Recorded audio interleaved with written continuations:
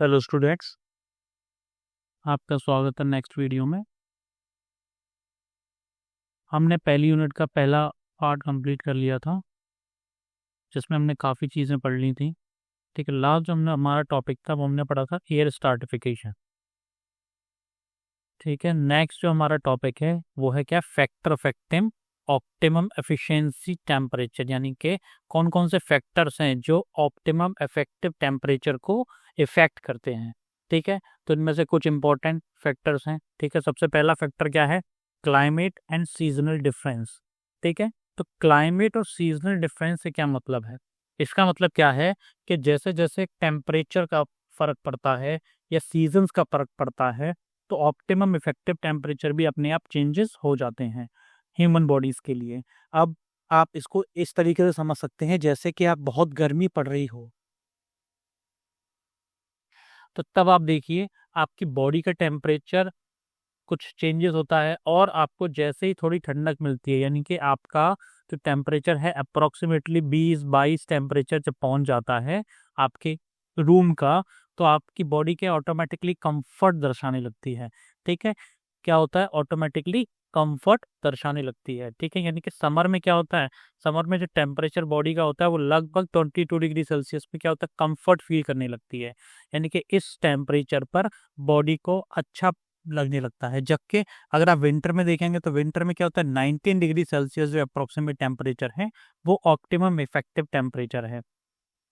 यानी कि इस पर बॉडी क्या है, कंफर्ट फील करती है, ना इससे ज़्यादा पे ना इससे कम पर, यानी कि +-1-2 डिग्री सेल्सियस पर कोई फर्क नहीं पड़ता है। लेकिन तो भी क्या है, एक टेम्परेचर होता है जिस पर ह्यूमन बॉडी सबसे ज़्यादा कंफर्ट फील करती है। तो यानी कि क्लाइमेट का और साथ ही साथ क्या, जैसा सीजन है, दोनों चीज़ों का बहुत असर पड़ता है इफेक्टिव टेम्परेचर को मेंटेन करने के लिए। ठीक, इसी हिसाब से हमारे क्या है, घर के रेफ्रिजरेशन या एसी सिस्टम्स पर वर्क किया जाता है। ठीक है, नेक्स्ट टॉपिक है वो क्या है हमारा, क्लॉथिंग। ठीक है, क्लॉथिंग का मतलब क्या है, यानी कि आपके पहने हुए कपड़े। ठीक है, अगर आप देखिए लाइट कपड़े पहनेंगे तो आपको लेस ऑप्टिमम टेम्परेचर चाहिए होगा। ठीक, आप अब देखिए गर्मी में आपने बहुत हल्के कपड़े पहने हैं, तो थोड़ी देर में ही जैसे टेम्परेचर 20-22 के अप्रॉक्सीमेट पहुंचता है, आपकी बॉडी क्या है, कंफर्ट जोन में आ जाती है।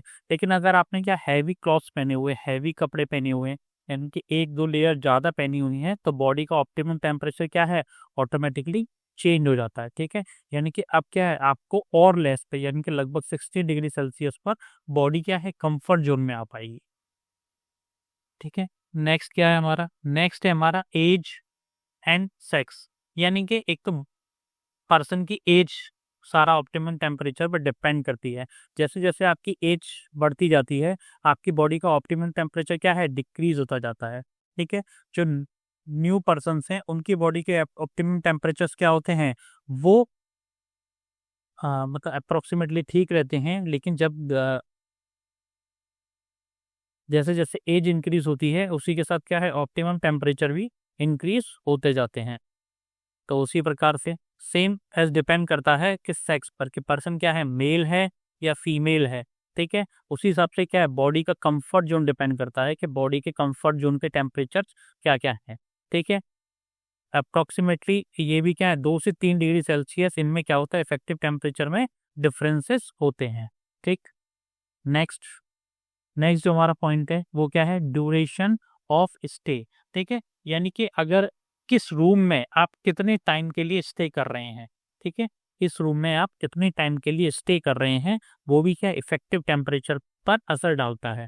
ठीक है, यानी कि किसी एरिया में क्या है, आप शॉर्टर टाइम के लिए बैठ रह रहे हैं, तो वहाँ पर क्या है, इफेक्टिव टेम्परेचर के लिए क्या होना चाहिए, थोड़ा ज़्यादा होना चाहिए। जब ज़्यादा होगा तभी क्या होगा, आप ऑटोमेटिकली टेम्परेचर सही फील करेंगे, या बॉडी, आप ह्यूमन बॉडी जो है वो कंफर्ट जोन में आ जाएगी। ठीक है, जैसे कि आप देखिए बैंक वगैरह सेक्शंस में आप जाते हैं, तो वहाँ टेम्परेचर्स क्या होते हैं, काफ़ी लो होते हैं, यानी कि वो अप्रोक्सीमेटली 16 डिग्री पर बना के रखते हैं टेम्परेचर को। क्यों बनाते हैं, क्योंकि जिससे क्या क्या है, पर्सन बहुत ही लिमिटेड ड्यूरेशंस के लिए आ रहा है। कितने के लिए आ रहा है, बहुत ही लिमिटेड ड्यूरेशंस के लिए आ रहा है। तो लिमिटेड ड्यूरेशन में क्या है, टेम्परेचर जब मिनिमम होगा तो बॉडी जल्दी क्या आएगी, कंफर्ट में आएगी। लेकिन जिस एरिया में क्या है, अब काफ़ी देर के लिए, यानी कि जैसे आपके ऑफिस वगैरह हैं, यानी कि लॉन्ग स्टे आप कर रहे हैं, तो वहाँ पर क्या है, जो इफेक्टिव टेम्परेचर है वो ऑटोमेटिकली इंक्रीज होता है। ठीक है, यानी कि जो इफेक्टिव टेम्परेचर रहेगा वो क्या रहेगा, 20 से लेके 22 डिग्री सेल्सियस तक रहेगा। यानी कि इस टेम्परेचर पर क्या है, बहुत लंबे वक्त तक आपको काम करना है। तो इसे ही हम क्या कह देते हैं, इसे ही हम कह देते हैं कि रूम टेम्परेचर। क्या कह देते हैं इसे, रूम टेम्परेचर भी कह देते हैं इसे। ठीक है, यानी कि 24 डिग्री सेल्सियस जो होता है अप्रोक्सीमेटली, इसे क्या कह देते हैं हम, रूम टेम्परेचर कह देते हैं। ठीक है, अब नेक्स्ट देखिए, नेक्स्ट क्या है हमारा, नेक्स्ट काइंड ऑफ एक्टिविटी, यानी कि आपने उस रूम में क्या एक्टिविटी क्रिएट करी।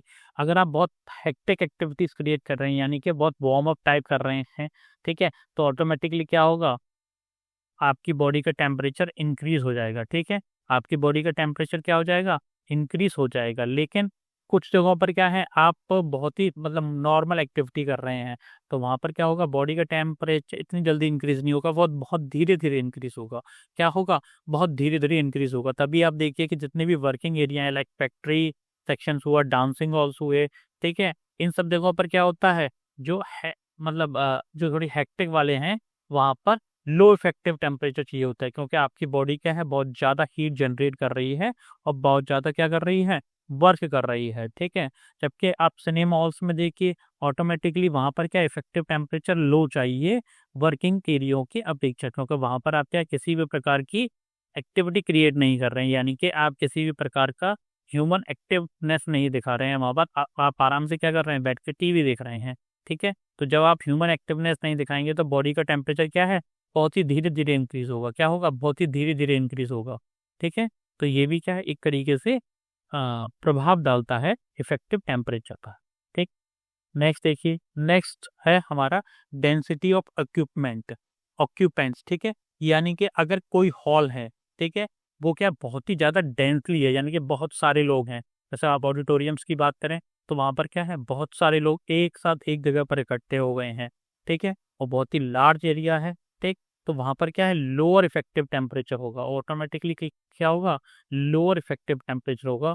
और जो क्या होगा, एरिया बड़ा होगा और बहुत ही कम डेंस होगा। यानी कि जैसे ये एक बहुत बड़ा एक हॉल है, यहाँ पर क्या है, 3 से 4 पर्सन है, कितने हैं, 3 से लेके 4 अगर पर्सन हैं, तो ऑटोमेटिकली यह इफेक्टिव टेम्परेचर क्या होगा, हायर होगा, क्योंकि जल्दी क्या है, ये तो चारों के चारों इफेक्टिव ह्यूमन कंफर्ट में आ जाएंगे।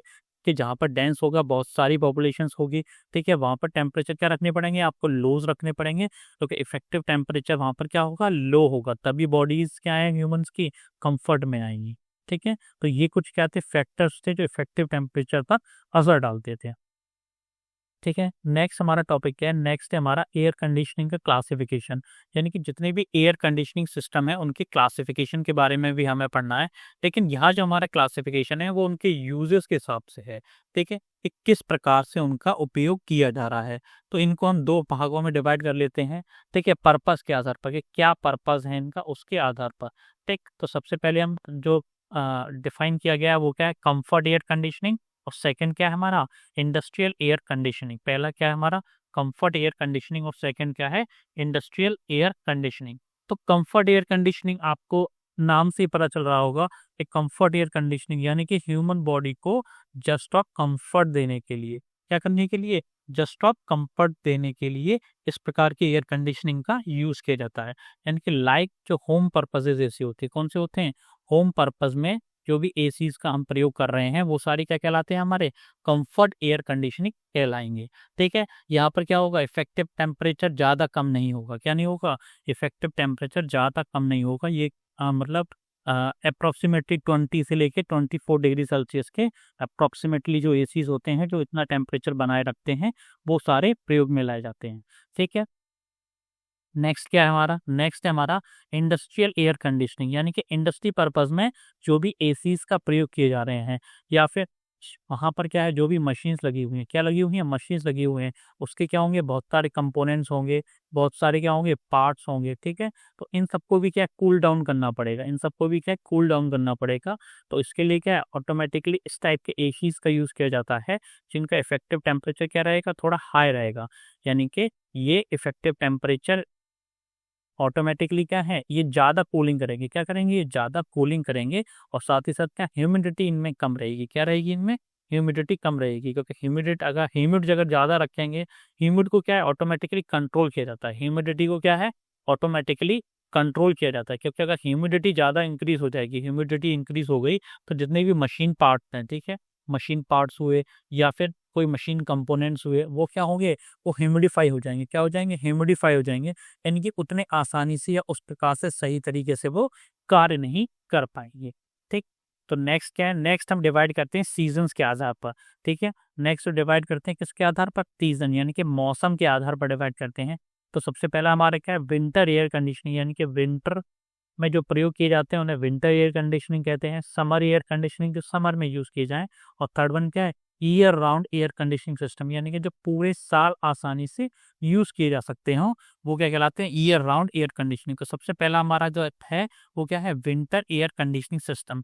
तो नाम से ही पता चल रहा है, यानी कि ऐसे एयर कंडीशनिंग सिस्टम जो कब यूज किए जाते हो, जो यूज किए जाते हो विंटर में। किसमें यूज किए जाते हो, विंटर में यूज किए जाते हो, तो उन्हें क्या कहते हैं, विंटर एयर कंडीशनिंग सिस्टम कहा जाता है। ठीक है, इसमें बेसिकली क्या होता है, जितने भी हमारे अदर एसी हैं उनमें क्या होती है, कूलिंग कॉइल्स का यूज किया जाता है। किन का यूज किया जाता है, कूलिंग कॉइल्स का हम यूज करते हैं।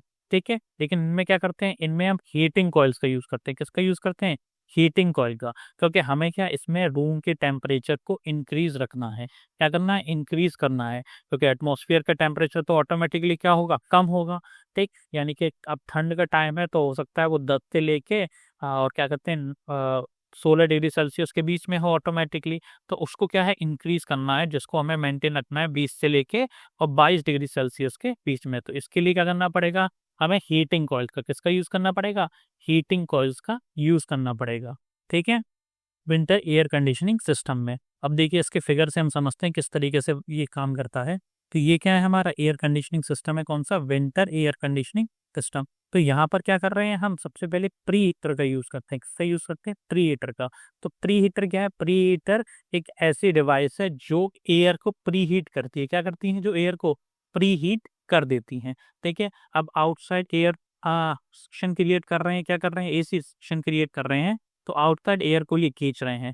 साथ में यहाँ क्या लगे हुए, डैम्पर्स लगे हुए हैं। और ये क्या लगा हुआ है, ये हमारा लगा हुआ है फिल्टर। क्या लगा, ये डैम्पर लगे हुए हैं और ये लगा है हमारा फिल्टर। तो डैम्पर क्या करते हैं, डैम्पर का काम है कि डायरेक्शन देना, क्या करना, डायरेक्शन प्रदान करना एयर फ्लो को। किसको डायरेक्शन देना, एयर फ्लो को। और फिल्टर्स का आप नाम समझ ही रहे हैं, फिल्टर का काम क्या है, फिल्टर का काम होता है कि एयर को फिल्टर कर देना। क्या कर देना, फिल्टर कर देना। ठीक है, कोई भी डस्ट पार्टिकल्स ना हो, क्या हो, कोई भी डस्ट पार्टिकल ना हो, स्मोक्स ना हो। ठीक, कोई भी स्मोक्स ना हो, ये सारी चीजें ना हो, तो इसके लिए फिल्टर का यूज करते हैं। देन आफ्टर क्या है, जैसे एयर ये फ्लो हो रहा होता है, सक्शन मेनली क्या, फैन एक सक्शन जनरेट करते हैं। क्या करते हैं, फैन सक्शन जनरेट करते हैं। तो डैम्पर से एयर फ्लो होते हुए सीधे से फिल्टर पर आई, तो फिल्टर ने क्या किया, डस्ट रिमूव की, स्मोक्स रिमूव किए। इसके बाद ये जाती है प्री हीटिंग कॉइल्स पर, जैसे प्री हीटर का नाम दिया जाता है। तो प्री हीटर क्या करते हैं कि एयर को प्री हीट कर देते हैं। बाहर पे जो एयर आ रही है वो तो ठंडी होगी, लेकिन उसको पहले इन्होंने प्री हीट कर दिया। अब प्री हीटर क्या है, ये एक ऐसी डिवाइस है जो हमारे सिस्टम, यानी कि जो हमारा ये विंटर एयर कंडीशनिंग सिस्टम है, इसी की जो हीट एक्सट्रैक्ट होनी है, यानी कि जो हीट क्या है बाहर निकल जानी है, वेस्ट हो जानी है, उसी हीट का यूज करके एयर को हीट अप कर देते हैं। इसीलिए इसका नाम क्या दे दिया हमने, इसीलिए इसको नाम देते हैं प्री हीटर। यानी कि इसमें अलग से किसी भी प्रकार की एनर्जी कंजप्शन नहीं होता, इसमें उस एनर्जी को कंज्यूम किया जाता है जो कि वेस्ट हो रही होती है। क्या हो रही होती है, जो कि वेस्ट हो रही होती है। ठीक, तो प्री हीटर से एयर का फ्लो कराया गया, प्री हीटर से एयर के फ्लो के बाद ये किसके पास गया, ह्यूमिडिफायर के पास। किसके पास गया, ह्यूमिडिफायर। अब आपको एक चीज पता है कि जब एयर को हम गर्म करेंगे, यानी कि हवा जब गर्म होगी, तो उसमें जितने भी क्या होंगे, वाटर पार्टिकल्स होंगे। क्या होंगे, वाटर पार्टिकल्स। ठीक है, वो क्या होंगे, ऑटोमेटिकली हीट अप हो जाएंगे, यानी कि ह्यूमिडिटी ऑटोमेटिकली क्या हो जाएगी, डिक्रीज हो जाएगी। तो उस ह्यूमिडिटी को बनाए रखने के लिए किसका यूज करते हैं, ह्यूमिडिफायर का। किसका यूज करते हैं, ह्यूमिडिफायर का। क्योंकि अगर ह्यूमिडिटी टोटली क्या होगी, खत्म हो जाएगी, तो आपको एयर में क्या की वजह से क्या होगा, सफोकेशन क्रिएट हो जाएगा। क्या हो जाएगा, सफोकेशन क्रिएट हो जाएगा, सफोकेशन क्रिएट हो जाएगी, यानी कि सांस लेने में दिक्कत आ जाएगी। तो ह्यूमिडिफायर से हमने एयर को फ्लो कराया, तो ह्यूमिडिफायर से जैसे एयर को फ्लो कराया तो एयर को ह्यूमिडिफाई कर दिया।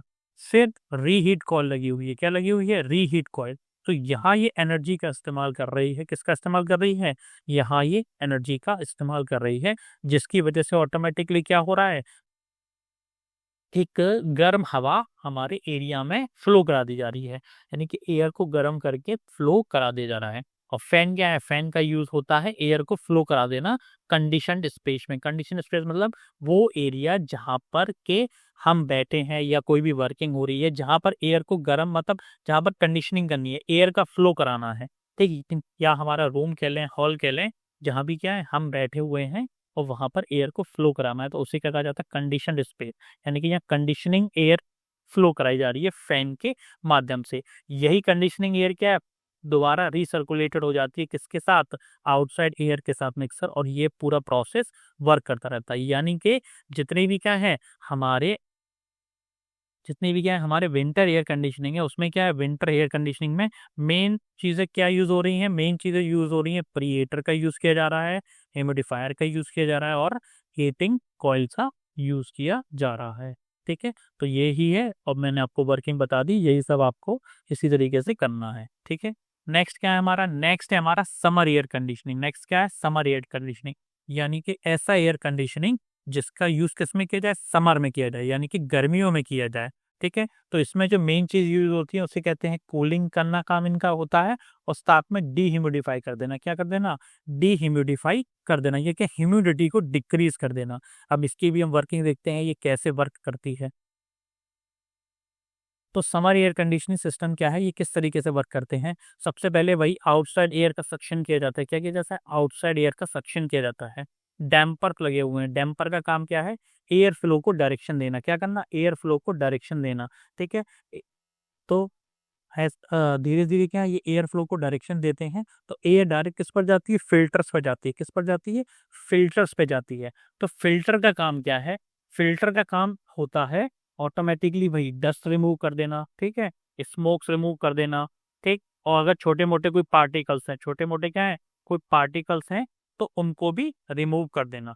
ठीक है, अब ये आगे फ्लो कराई जाती है किस पर, कूलिंग कॉइल पर। किस पर फ्लो कराई जाती है, कूलिंग कॉइल पर। तो कूलिंग कॉइल क्या करती है, इस एयर को ठंडा कर देती है, इस एयर को क्या कर देती है, ठंडा कर देती है। ठीक है, तो जैसे ही ये एयर ठंडी होने लगती है, इसको आगे फ्लो करा देते हैं। तो इसको फ्लो करा देते हैं परफोरेटेड मेम्ब्रेन से। किस पर फ्लो कराते हैं, परफोरेटेड मेम्ब्रेन पर। ठीक है, तो मेम्ब्रेन क्या करती है, ये ऑटोमेटिकली इसको डिह्यूमिडिफाई कर देती है। क्या कर देती है, डिह्यूमिडिफाई कर देती है। ठीक है, डिह्यूमिडिफाई करेगी, इसका मतलब इसमें से जो एक्सेस वाटर है, क्या है, इसमें जो एक्सेस वाटर है उसको खींच लेगी। यानी कि एयर को जब डिह्यूमिडिफाई करेगी तो एक्सेस वाटर को क्या करेगी, खींच लेगी। ठीक है, जो एक्सेस वाटर कहाँ है, सम्प पर इकट्ठा होता रहता है। आपने देखा होगा कि एसी के बाहर से एक वाटर क्या है, बाहर निकलता रहता है, पानी बाहर निकलता रहता है। ठीक है, तो वो कहाँ से आ रहा है, वो आ रहा है सम्प वाले सेक्शन से, क्योंकि मेम्ब्रेन ने क्या किया, एक्सेस वाटर को आगे नहीं जाने दिया एयर के साथ, उसने उसको डिह्यूमिडिफाई करके सम्प के में इकट्ठा कर दिया। ठीक है, अब दोबारा से जब डिह्यूमिडिफाई हो गई तो इसको कहाँ पहुंचा दिया, इसको आगे हीटिंग कॉइल्स पर पहुंचा दिया। ठीक है, अगर टेम्परेचर को मेंटेन करना है तो इन हीटिंग कॉइल का वर्क होता है, नहीं तो क्या होती है, ये धीरे धीरे क्या करते हैं, ये धीरे धीरे आगे फ्लो कराते रहते हैं हीटिंग कॉइल से, एयर को स्लोली आगे क्या कर दिया जाता है, फ्लो करा देते हैं। हीटिंग कॉइल मेनली क्या करती है, टेम्परेचर मेंटेन करती है। क्या करती हैं, टेम्परेचर को मेंटेन करती हैं, क्योंकि यहाँ से क्या है, टेम्परेचर का डिक्रीज हो गया और आपने क्या किया, एसी में टेम्परेचर कर दिया क्या, हमें 24 डिग्री सेल्सियस चाहिए, या फिर एयर का टेम्परेचर में 28 डिग्री सेल्सियस चाहिए, तो अब हीटिंग कॉइल क्या करेंगी, उस टेम्परेचर को थोड़ा सा इंक्रीज कर देंगी, हीट की वजह से क्या करेंगे, थोड़ा सा इंक्रीज कर देंगे। अब ये एयर कहाँ पहुंच जाती है, फैन पर। ठीक, फैन क्या कर देता है, इस एयर को सर्कुलेट कर देता है, कहाँ पर, कंडीशनड स्पेस में, यानी कि जहां पर हम बैठे हुए हैं, ये सारी चीजें, यानी कि वहां पर क्या कर देता है, एयर को फ्लो करा देता है। और यही एयर क्या करती है, फ्लो होते हुए रिसर्कुलेटेड हो जाती है, दोबारा से उपयोग में ले ली जाती है। ठीक है, तो इसका मतलब अब जो भी है, दो है क्या, एक विंटर एयर कंडीशनिंग और एक समर एयर कंडीशनिंग। तो इसमें डिफरेंस क्या है, जो विंटर एयर कंडीशनिंग है उसमें क्या यूज हो रही है, हीटिंग कॉइल का यूज हो रहा है, और साथ ही साथ किसका यूज होता है, ह्यूमिडिफायर का। किसका यूज किया जाता है, ह्यूमिडिफायर का। जबकि जो समर एयर कंडीशनिंग है इसमें क्या हो रहा होता है, समर एयर कंडीशनिंग जितने भी होते हैं इसमें कूलिंग कॉइल का यूज करते हैं। किसका यूज करते हैं हम? कूलिंग कॉइल का यूज करते हैं। और डीह्यूमिडिफायर का किसका यूज करते हैं? डीह्यूमिडिफायर, यानी कि ये जो मेम्ब्रेन है, ये जो मेम्ब्रेन आपने देखी कौन सी? परफोरेटेड मेम्ब्रेन, ठीक है, यही क्या है? एक प्रकार का डीह्यूमिडिफायर है। तो यहाँ पर क्या करते हैं? डीह्यूमिडिफायर का यूज कर लेते हैं। ठीक है, तो समर एयर कंडीशनिंग इस प्रकार से वर्क करता है। नेक्स्ट देखिए, नेक्स्ट क्या है हमारा? नेक्स्ट है हमारा year round air conditioning system, यानी कि जो पूरे साल एयर कंडीशनिंग सिस्टम वर्क कर सके, यानी कि जो समर में भी कर सके काम और साथ ही साथ विंटर में भी काम कर सके, वो क्या कहलाते हैं? Year round air conditioning system कहलाते हैं। तो इनमें क्या है, अब आपको समझ में आ रहा है, जब दोनों टाइम काम करेंगे, इसका मतलब इसमें कूलिंग कॉइल का भी यूज किया जा रहा है, ह्यूमिडिफायर का भी यूज किया जा रहा है, और साथ ही साथ हीटिंग कॉइल का भी यूज कर रहे हैं। किसका कॉइल का यूज कर रहे हैं? हीटिंग कॉइल का भी यूज कर रहे हैं। तो इसमें भी वही वर्किंग है कि आउटसाइड एयर को फ्लो कराया गया सक्शन के जरिए, ठीक है। डैम्पर्स लगे हुए हैं, डैम्पर्स का काम क्या है? एक डायरेक्शन देना। देन आफ्टर फिल्टर का काम क्या है? डस्ट, स्मोक्स, ये सब रिमूव कर देना। फिर एयर कहाँ पर पहुंची? कूलिंग कॉइल पर। कूलिंग कॉइल क्या करती है? उसको कूल कर देती है। क्या कर देती है? कूल कर देती है। आगे क्या लगा हुआ है हमारा? ह्यूमिडिफायर लगा हुआ है। ह्यूमिडिफायर का काम क्या है? उसको ह्यूमिडिफाई कर देना। देन आप पर हीटिंग कॉइल है। हीटिंग कॉइल क्या कर रही है? टेम्परेचर मेंटेन कर रही है। जैसा भी आपको टेम्परेचर, ये समर में चाहिए, ये आपको विंटर में चाहिए, जिस टाइम भी जैसा टेम्परेचर चाहिए, वो इसके जरिए ऑटोमेटिकली क्या हो जाता है? मेंटेन कर देते हैं, यानी कि वो ड्राई बल्ब टेम्परेचर या ड्यू बल्ब टेम्परेचर को मेंटेन करते रहते हैं। साल भर आपको ऑटोमेटिकली क्या करते रहते हैं? एयर कंडीशन सप्लाई करते रहते हैं। और फैंस का काम क्या है? एयर का फ्लो करा देना। एयर का क्या? फ्लो करा देना कंडीशन स्पेस में। अब आपने देखा होगा, ये सारे जो एसीज हैं, यानी कि ईयर राउंड एसीज हैं, ये क्या होते हैं? ऑफिसेज में होते हैं। कहाँ होते हैं? मेनली ऑफिसेज में होंगे, ठीक है। बड़े मॉल्स में होंगे, बड़े मॉल्स में होंगे, वहाँ क्या होता है? वहाँ तो आपको एयर को सर्कुलेट करना है, यानी कि मेनली एयर कंडीशनिंग का काम क्या है? ऐसे स्पेसों में किया जा रहा है जहाँ ऑफिसेस हैं, मॉल्स हैं, यानी कि जहाँ बाहर की हवा का फ्लो नहीं हो रहा है। क्या नहीं हो रहा है? बाहर की हवा का फ्लो नहीं हो रहा है डायरेक्ट, वहां पर क्या करते हैं? इस टाइप के एसी सिस्टम का यूज कर लिया जाता है, ठीक है। तो आपके क्या है, पूरा जो भी एसी था, इनके जो एसी की पहली यूनिट थी वो फिनिश हो गई है। तो पहली यूनिट में क्या था? ये सारी चीजें थी, इनके बारे में आपको पढ़ना है। और पेपर में इसी में से 5 से लेके और 10 नंबर तक के क्या आते हैं? 2 से लेके 3 क्वेश्चन आ जाते हैं, ठीक है। 5 नंबर का एक क्वेश्चन होता है, लेकिन 2 के लेके 3 क्वेश्चन इतना आसानी से पूछ लिए जाते, ठीक है। तो अगर वीडियो आपको पसंद आई, वीडियो को लाइक करें, चैनल को सब्सक्राइब करें, और बने रहें आगे। और भी वीडियो आएंगी, एसी का पूरा सिलेबस निष्पराया जाएगा यहाँ पर। तो मिलते हैं नेक्स्ट वीडियो में। Thank you.